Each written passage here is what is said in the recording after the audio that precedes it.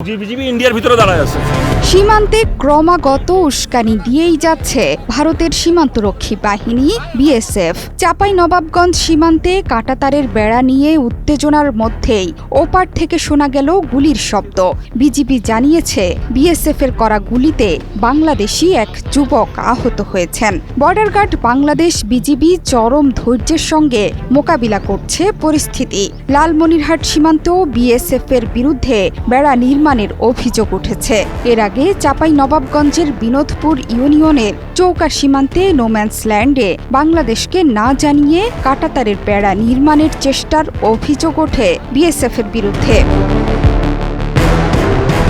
বেড়া নির্মাণ করতে আসলেও বিজিবির বাধার মুখে বিভিন্ন জায়গায় পিছু হঠার কথা স্বীকার করে প্রতিবেদন প্রকাশ করেছে ভারতের বিখ্যাত গণমাধ্যম টাইমস অফ ইন্ডিয়া। সেখানে বিএসএফ এর উদ্ধৃতি দিয়ে বলা হয়েছে, 250-টিরও বেশি ডিজাইন অপশন নিয়ে ওয়ালটন স্মার্ট ফ্রিজ, বোঝে আপনার প্রয়োজন।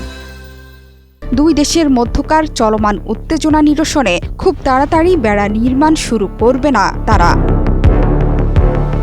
সোমবার বাংলাদেশের সাথে ভারতের পশ্চিমবঙ্গের মালদা জেলার সুখদেবপুর এলাকায় বেড়া নির্মাণে উদ্যত হয়েছিল দেশটির সীমান্তরক্ষী বাহিনী। পশ্চিমবঙ্গের সাথে বাংলাদেশের 2216 কিলোমিটার লম্বা সীমান্ত আছে। এর মধ্যে বেশিরভাগই কোনো বেড়া নেই।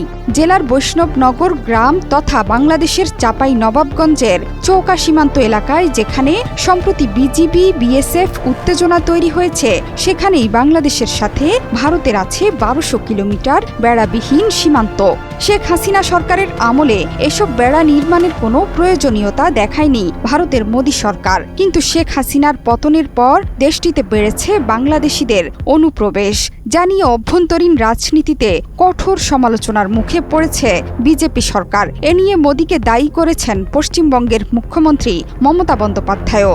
সীমান্তে অনুপ্রবেশ নিয়ে নিজ দেশে তুমুল সমালোচিত হওয়ার পর বাংলাদেশকে না জানিয়েই সীমান্ত এলাকায় বেড়া নির্মাণে উদ্যত দেশটির সীমান্তরক্ষী বাহিনী, যা দেখে তেড়ে এসেছিল বাংলাদেশ বর্ডার গার্ড বিজিবিও। দ্য হিন্দু সহ ভারতীয় গণমাধ্যমের প্রতিবেদনে বলা হয়েছিল, বাংলাদেশের বাধা সত্ত্বেও সীমান্তে বেড়া নির্মাণ করছে বিএসএফ, আর সেটি ভারতীয় সীমান্তের মধ্যেই। কিন্তু শেষ পর্যন্ত এসে হাটে হাঁড়ি ভেঙে দিয়েছে টাইমস অফ ইন্ডিয়া। গণমাধ্যমটির প্রতিবেদনে বলা হয়েছে, দুই দেশের মধ্যকার পতাকা বৈঠকের পর আর এই সীমান্তে বেড়া নির্মাণে উদ্যত হয়নি কর্তৃপক্ষ।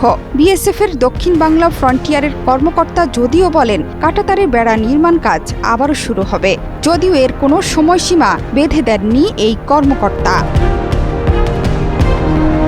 গেল 2 দিন ধরে সীমান্তের যতটুকু অংশ বেড়াবিহীন আছে সেসব স্থানে সীমান্তে নিরাপত্তা বাড়িয়েছে দেশটির সীমান্তরক্ষী বাহিনী। এমনকি সীমান্তে কঠোর নজরদারিও বৃদ্ধি করেছে বিএসএফ। জোহরা চৌধুরী সেতু, 71।